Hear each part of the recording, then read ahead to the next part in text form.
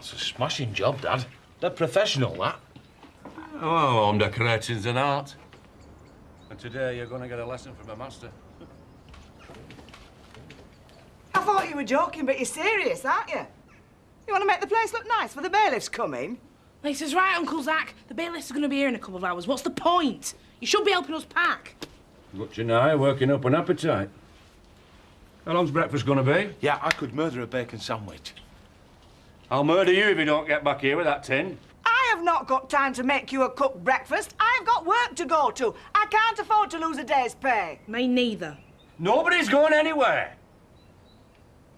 Mandy, want that other tin of paint? Lisa, get the frying pan on. We are standing our ground. No bailiffs putting us out of our home.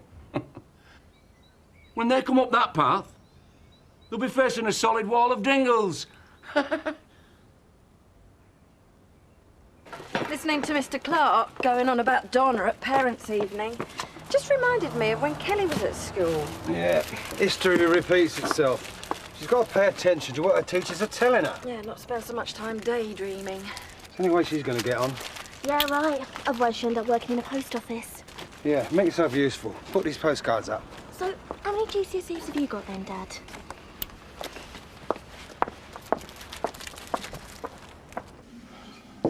Good morning. Coffee? Please.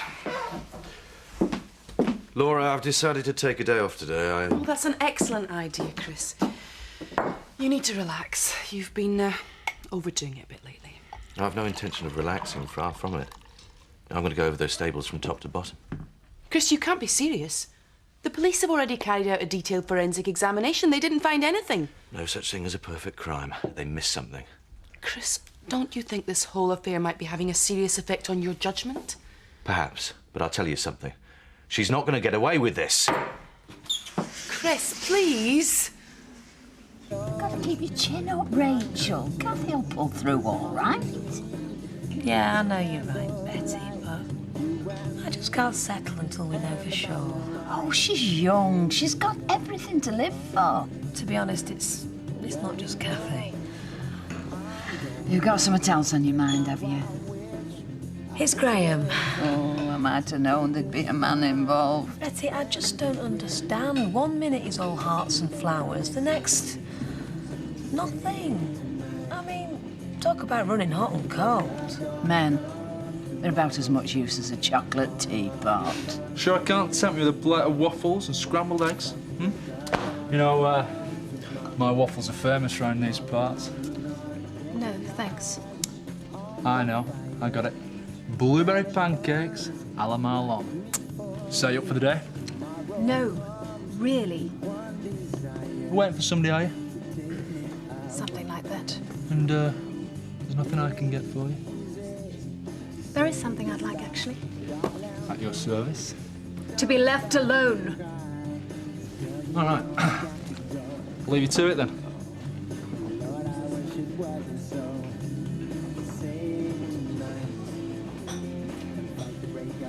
Was our waiter failing to give satisfaction, madam? Can I help? Yes, you can help. By giving me some privacy. What's wrong with everyone around here? Oh, I only ask some people. I want a word with you. Oh, really? Outside. Unless you want everyone knowing your business.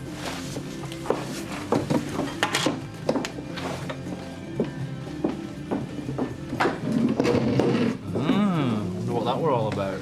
Well, something tells me we shall find out soon enough. Hey, get us some more coffee, Marlon. There's a love. Yeah, I'll just do everything myself then, shall I, Betty? Marlon, Kathy is going to be so proud of you. Holding the place together like this. Yeah, you're right. It's the least I can do. 2 coffees coming up. So you think you're gonna wreck Scott's life then, do you? It's none of your business. I'm making it my business. What's the matter? Can't stand the idea of them having an adult affair. You call this mess adult? Very. When you grow up, you might understand about men. They need a little pressure to help make up their minds. Oh, I understand about Scott. When it comes to women, he's a user. He picks them up, has a bit of fun, and then dumps them. Trouble with you is you've been dumped and you don't realise it. Things are different with me and Scott. Yeah, the main difference being about 15 years.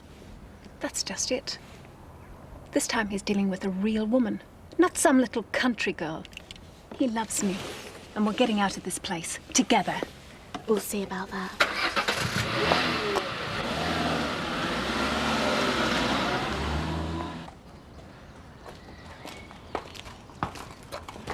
What do you think you're doing? Exactly what it looks like. Looking for clues to help put you and Steve away. You're pathetic. Don't you ever give up? Not when I'm this close to nailing the pair of you. The only thing you're close to is a nervous breakdown. Well, look at yourself. You're barely in control of your own actions. Oh, I almost forgot. I'm dealing with the Ice Queen, a woman without a shred of emotion who never puts a foot wrong. I've had enough of your melodramatic drivel. Now I've got to get on with my work, and you're in my way. You're always so sure of yourself, aren't you, Kim?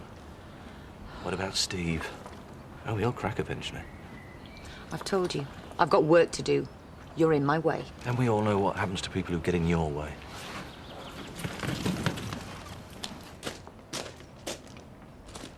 Scott?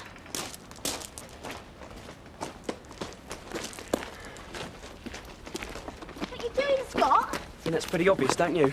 I'm getting out of here. Running away, you mean? Call it what you want. Look, if Cat's blabs are looking at, what, 5 years in a military prison, if I survive that. You're not thinking this through. Kelly, I'm going to miss my bus. Oh, why are all men so pathetic? All you've got to do is phone Katie's husband and tell him what's going on. Yeah, like he'll be wanting to hear from me. I think not. Remember, his neck is on the line too. He signed those dodgy discharge papers, didn't he? Yeah, he did. And what'll happen to him if this gets out? Come on, we can call from the phone box. I'll tell you what to say. If it doesn't work out, you can get the next bus. All right? Yeah, all right. Got here as soon as I could. What's the problem? Chris. Laura, how am I meant to run a stud when I can't even get into the stables? Chris's witch hunt's going to put us all out of business. Chris, this has gone far enough. Oh, I barely started. I should remind you that I have the power to remove you from your position as managing director of Home Farm. Well, thanks for your vote of confidence. I have to concern myself with the facts. Oh, that's not Chris's style. But then Chris never had any style. So unless you have hard evidence to present to the authorities... To hell with the authorities! To hell with you! See for yourself, Laura. Chris is completely obsessed. This is crazy. I can't do it. You have to, Scott. You have to tell Cassie's husband where she is and what she's up to.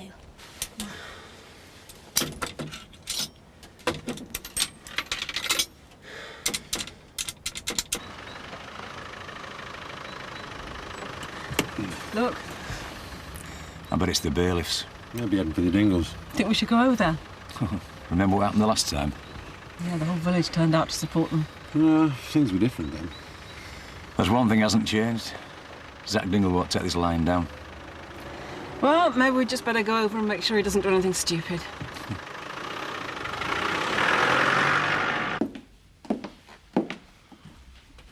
Here, drink this. It'll help calm you down.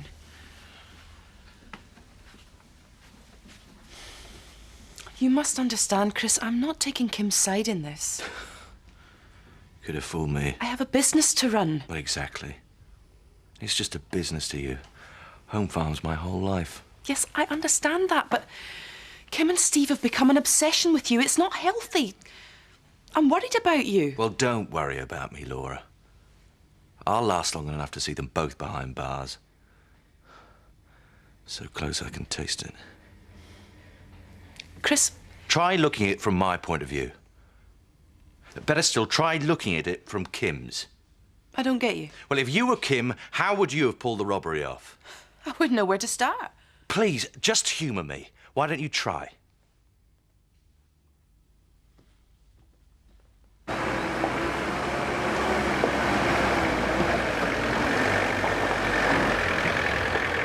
It's only freedom, Dad. No problem. I, Clifford Hall, duly appointed bailiff of Houghton County Court, hereby serve notice on Zachariah Bartholomew Dingle. Well, you can tell he's been up learning that all night. Sent for some reinforcements, have you? Well, it won't do you any good, Mr. Dingle. There's two ways we can do this. There's the easy way, and there's the hard way. You said it, mate. I know exactly how you feel, Zach. Got thrown to my home and all. Yeah, well, they think Zach Dingle's just going to roll over and get out like you did, Ned. There's nothing you can do. Well, if you think that, maybe you should be standing over there with them. We only want to help, Zach. Help? Well, whose side you on? Yours. All right, Zach, what can we do? You are hereby given notice to quit this property forthwith. Well, I hereby give you notice that if you take one step further, I will personally rearrange your face. Have it your own way, Mr. Dingle. But should you fail to comply with this order, or obstruct myself or any of these bailiffs in the execution of their duty, I will have no option but to call on the local constabulary for their support. Reckon you might need reinforcements yourself, then?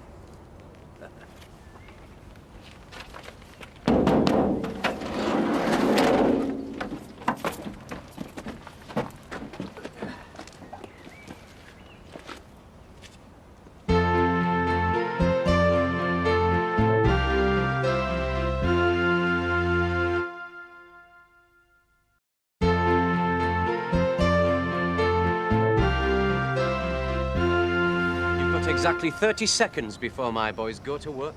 Better start making a move, Zach. I reckon Lisa's right, Dad. No one tells Zach Dingle to get out of his own home. Good for you, Uncle Zach. Come on, Dad, we're outnumbered. Time's up. Right, boys, in you go. I'm warning you, on move! Hey, it doesn't matter. Let them get on with it. We'll be all right. As long as we're together, we'll be okay.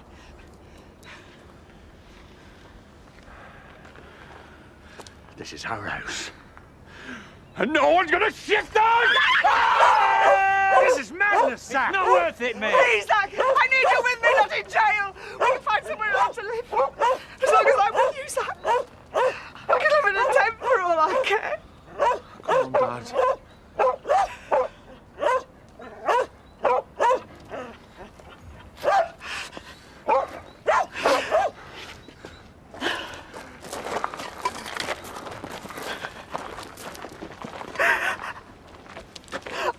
I love you, Zach Dingle. It doesn't matter where we live, as long as we're together.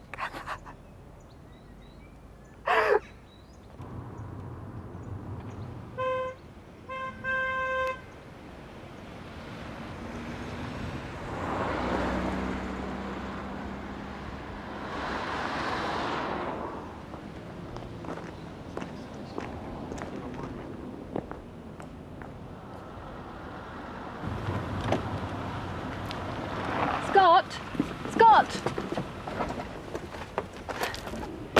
Come on. Let's get out of here. It's too late, Cass. I told you I'd finish this. What do you mean? What have you done, you scheming little tramp? Oi! That's my daughter you're talking to. Your husband's on his way to get you. He knows all about your little threats. Husband? What do you mean, little threats? Leave it out, Mum. Scott, I love you. Who is this woman? Scott, what's going on? Let's consider the facts, Chris. Thanks to Steve, Kim is financially ruined. Correct. Stealing Orsina would be a bold move. Her last chance to recoup her losses. Exactly. She would need an accomplice. Now, who could Kim trust with either the horse or the money? Who could trust her, more like? Only that ridiculous excuse of a husband. Steve, exactly. But we already know from Zoe that both Kim and Steve were with her on the night of the robbery. I know they're guilty. Where's your evidence, Chris? Look, just tell them you love me. Scott's old lady friend here won't take no for an answer. You shut your mouth. Come on, Scott. Let's go. She's right. It's over, Cass. There's your answer. Look, I don't know what's going on, but I think you had better go. I'm not leaving without you. I'll go back to the B&B and collect my stuff, and I'll be back for you.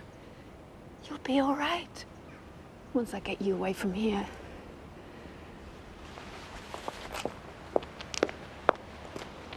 Right, you two, inside.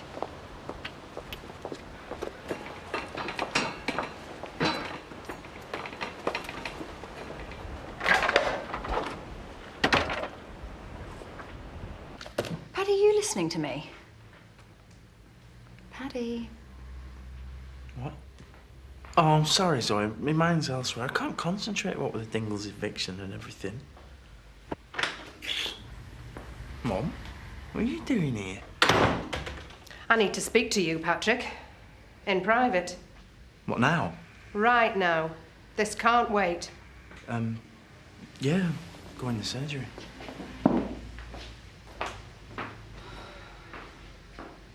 Do you have any idea what it's like to spend day after day beside the person who's responsible for ruining your life? It can't be easy for you. To see Kim getting away with it, time and time again. The lies, the deceit. And there's Kathy, of course. If that's got anything to do with Kim... You don't know that, Chris. She's an evil bitch. She's a highly competent businesswoman. Well, I can't fault her work at the stud. Chris, listen, you have to try to get this obsession with Kim under control. Try to separate the professional from the personal. She stole Orsino and I want her locked up for it. And I need her running the stud. How could I possibly manage it on my own? I can't tell one horse from another. Well, that's it. Of course, that's it. Jane told me that you're still in love with Mandy Dingle. And that there's no point in seeing you again because you've no place in your affections for anyone else but that Dingle girl. Well, I'm sorry she feels that way, Mum, but, well, deep down, I suppose I've always known that me and Jane weren't really a love match. Oh, and you and Mandy Dingle are? Well, it doesn't matter anymore, does it? Because I'm not going to get back with her now. As far as she's concerned, I've betrayed her and her family. Her kind know nothing of family loyalty.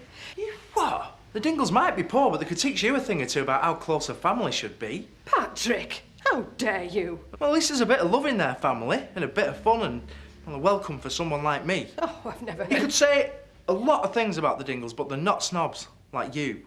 You don't know what you're saying, Patrick. Oh, yes, I do, and I would be proud to be part of their family. Be a damn sight better than being Mrs. Kirk's little boy.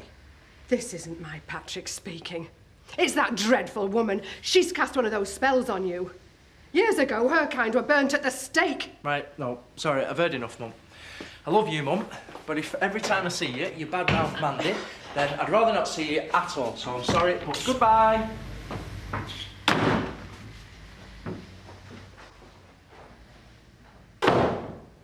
So all this stuff about your medical discharge is a pack of lies? Yeah, well, I couldn't exactly tell the truth, could I? We're not sure what the truth is. Scott's been having an affair with a married woman. Well, you know what that's like, Dad. And their old man found out. Oh. He was the medical officer. So to get you out the way, he made up all this psychiatric nonsense. And if I hadn't gone along with it, I'd have ended up on a charge.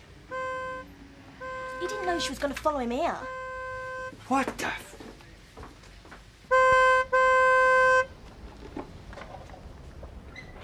I thought I told you to sling your hook. I'm not speaking to you. It's Scott I want. I need to talk to you.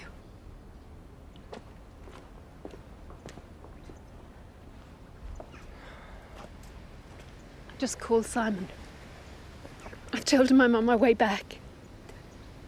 It doesn't have to be this way. I'd rather go somewhere with you. We could still make it, you and me. I told you, Cass. It's over. Go back to your husband. I want to be with you, Scott. You said we could have a good life together. I trusted you. Listen! It's over, get it? We had our fun, but it meant nothing. You meant nothing. Now why don't you get back in your car and go back to where you belong and leave me and my family well alone? You said you loved me! Yeah? Well, I lied.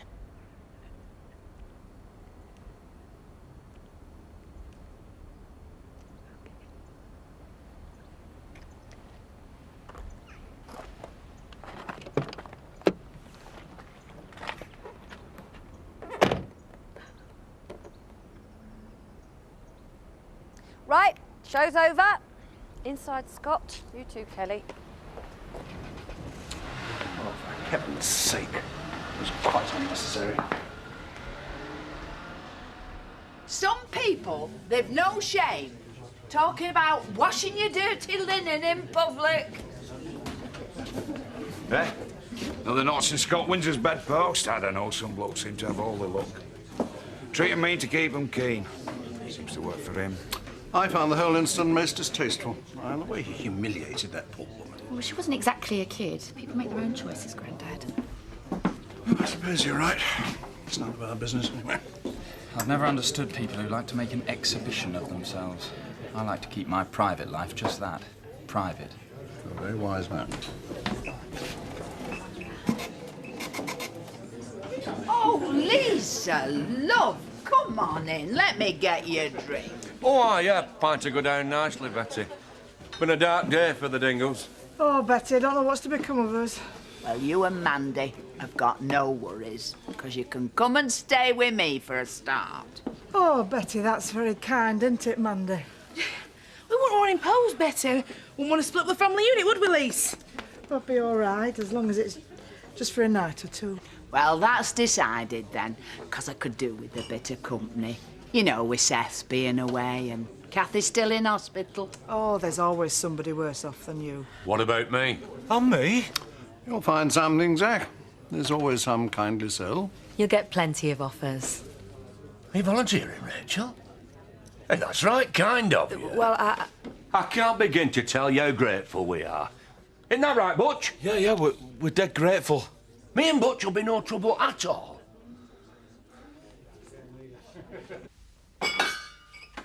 Take me through it slowly. Well, it's so simple. Why I didn't see it before.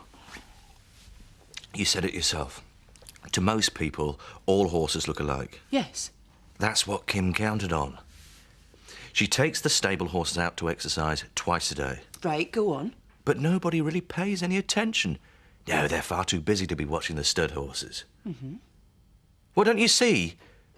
She exchanged Orsino for one of the stable horses. And walked him out with the rest of the horses. In broad daylight. Orsino wasn't stolen at night because he'd already been taken during the day. The robbery had already taken place and no one realised it. Exactly. Well, except Kim and Steve. Interesting theory, if it's true. You still need hard evidence. Oh, don't worry.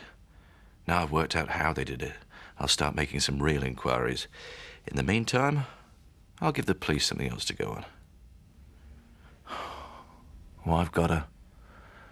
At last, I've got her.